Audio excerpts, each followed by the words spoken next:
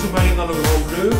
Aujourd'hui, nous allons évoquer le thon dent de chien, un poisson pélagique que vous pourrez rencontrer dans les eaux des mers tropicales et subtropicales. Je m'appelle Philippe Virgili, je chasse dans le Grand Bleu depuis environ une quinzaine d'années, après avoir chassé plusieurs années sur les côtes méditerranéennes. L'identification est assez facile, le corps du thon est allongé, de couleur gris pâle. Ce qui le différencie des autres espèces, ce sont une vingtaine de dents proéminentes. C'est un prédateur saisonnier grégaire que l'on peut rencontrer dans les zones récifales et les pentes externes. Le plus souvent, il nage entre 20 et 30 mètres de profondeur contre le courant, seul ou bien dans un petit groupe, dont le plus gros spécimen est une femelle. Le poids moyen est habituellement de 30 à 40 kg. Le chasseur néo-zélandais John Pengelly a capturé en 2014 en Polynésie française un thon record de 109 kg. Le poids maximum est de 130 kg pour une taille de 2,50 m.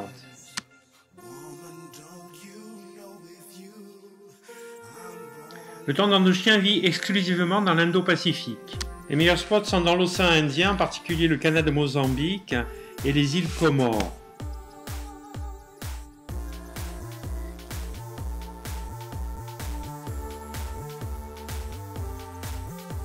Dans l'océan Pacifique, les Philippines, l'Indonésie, la Nouvelle-Calédonie, l'Australie et la Polynésie française.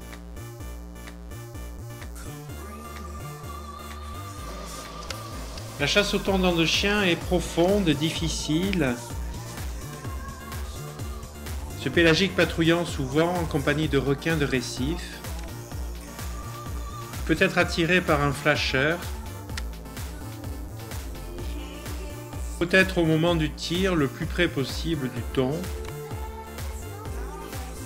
Assez souvent le tir se fait par-dessus.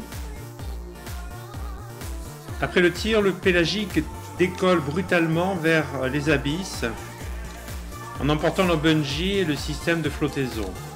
Le poisson va nager dans le récif pour tenter de rompre le câble de liaison avec le bungee. Il peut parfois rester bloqué dans les coraux.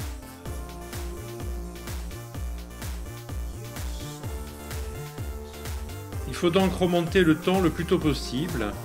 Un deuxième tir est donc inutile.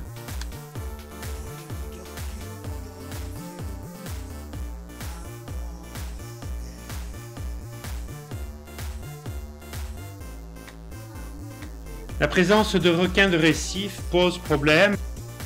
Il arrive qu'ils attaquent la capture pour la dévorer. Attaque qui va se faire au moment où le chasseur remonte le thon, et ce jusqu'à environ 3-4 mètres de profondeur.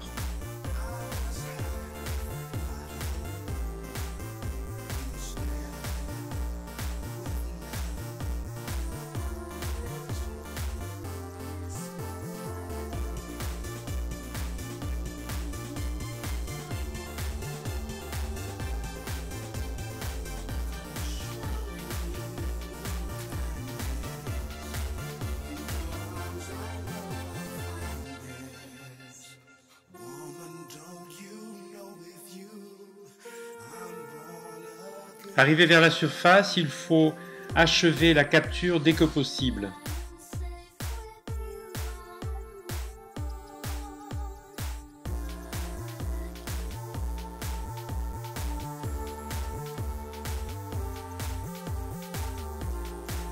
Comme vous le voyez, la chasse au thon dent de chien comporte des risques qui peuvent poser une limite aux chasseurs.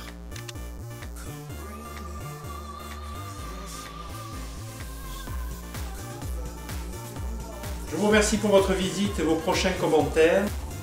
Si vous avez des photos de capture de thon, vous pouvez les poster sur le site www.spearfishingmotion.com. Je vous rappelle aussi que vous pouvez télécharger l'application gratuite Dive Free sur Apple Store et Google. Au cours du prochain épisode, nous évoquerons la chasse au barracuda.